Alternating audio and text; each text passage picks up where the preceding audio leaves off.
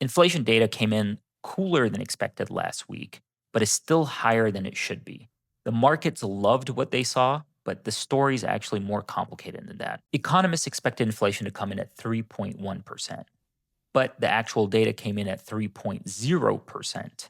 That's a small difference, but what it signals to the Federal Reserve, who meet this week on Tuesday and Wednesday, is that there is room to cut interest rates. And economists are expecting a 25 basis point cut based on the data that we have. By the way, if you're new here at Decode Econ, we cover the economics behind the headlines, so make sure to follow. What most people missed in the data is the month to month increase in the CPI was actually hotter than expected. It was 0.3%. Although the overall year to year data looks like a 3.0%, remember, our target is a 2.0% inflation rate. We are hotter than we expect, and the numbers are trending in the wrong way. The other problem that we have is unemployment data was supposed to come out this month. It did not due to the government shutdown. This CPI data that we got last week was supposed to come out on the 15th. And the only reason that we got it last week is the government had to call people back into the office because we needed this data to calculate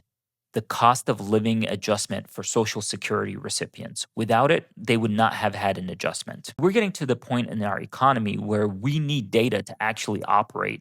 And because of the government shutdown, we're not getting it. Two things that we're going to be looking for this week. What happens to government shutdowns? We are now the second longest government shutdown in US history. If this lasts for another 8 days, so by November 4th, we will have the longest US government shutdown ever recorded.